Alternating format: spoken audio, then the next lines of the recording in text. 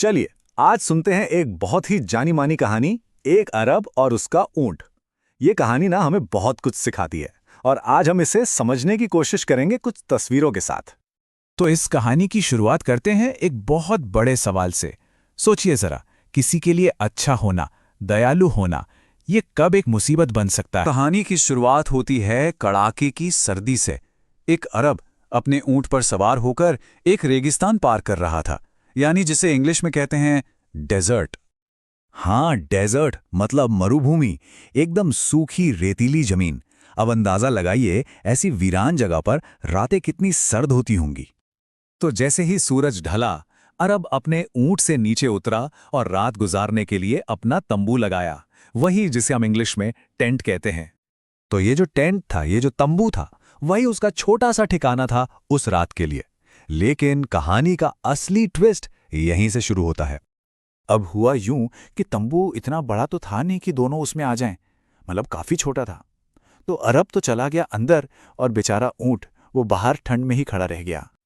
अब थोड़ी देर हुई और ऊंट ने अपने मालिक से बड़े ही भोलेपन से पूछा कि मालिक, बाहर बहुत ठंड है, क्या मैं बस अपना सिर और गर्दन तंबू के अंदर कर लूं? अब अरब तो दयालु था, वो मान गया। उसने सोचा चलो सिर्फ सिर और गर्दन ही तो है, क्या फर्क पड़ता है।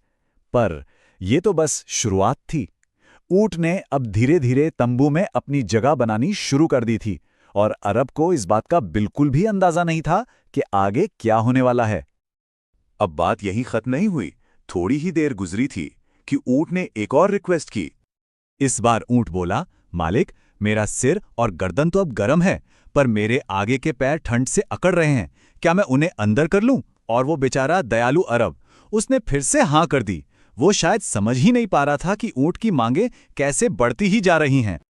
फिर करीब 1 घंटा बीता और ऊंट एक बार फिर बोला, और अब तक उसका लगभग आधा शरीर तंबू के अंदर था और जाहिर है अंदर जगह अब और भी कम हो गई थी।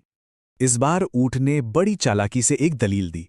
उसने कहा, देखिए, दरवाजा बंद नहीं हो पा रहा है और ठंडी हवा सीधे अंदर आ रही है, ऐसे तो हम दोनों बीमार पड़ जाएंगे। तो क्या मैं पूरा ही अंदर आ जाऊं और दरवाजा बंद कर दूं? अब जाकर अरब को होश आया। वो घबराकर बोला, नहीं नहीं, तुम अंदर नहीं आ सकते, ये तंबू हम दोनों के लिए बहुत छोटा है। लेकिन ऊंट का जवाब सुनिए, मतलब बिल्कुल हैरान कर देने वाला। उसने बड़े आराम से कहा, हाँ, ये तो मुझे भी पता है कि ये हम दोनों के लिए छोटा है, तभी तो कह रहा हूं कि आप बाहर चले जाइए। और बस फिर क्या था, ऊंट पूरा का पूरा तंबू के अंदर घुस गया और अपने ही मालिक को, उस अरब को, तंबू से बाहर कड़ाके की ठंड में धकेल दिया।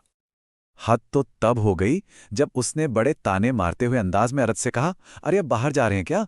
बहुत बहुत शुक्रिया, सच में आप बहुत दयालु इंसान हैं। जाते जाते दरवाजा बंद कर दीजिएगा प्लीज, रात बहुत ठंडी है। और अरब बेचारा बस देखता रह गया, निशब्द। उसके पास कहने को कुछ बचा ही नहीं था। तो क्या सीखने को मिला इस कहानी से? चलिए पहले तो कुछ शब्द देख लेते हैं जो हमने सुने। डिजर्ट यानी रेगिस्तान, टेंट यानी तंबू, फिर हमने सुना गॉट डाउन मतलब नीचे उतरा, और पुट अप अ टेंट मतलब तंबू लगाया। पर असली सीख इन शब्दों में नहीं बल्कि कहानी के मैसेज में छुपी है। तो घूम फिरकर हम वापस उसी सवाल पर आ जाते हैं जो हमने सबसे पहले उठाया था कि भला होना, दयालु होना और किसी के हाथों इस्तेमाल हो जाना, इन दोनों के बीच की वो बारीक सी लाइन आखिर है कहाँ? ये कहानी हमें यही याद दिलाती है कि दयालु होना बहुत अच्छी बात है, पर अपनी हदें तय करना शायद उससे भी ज्यादा जरूरी है।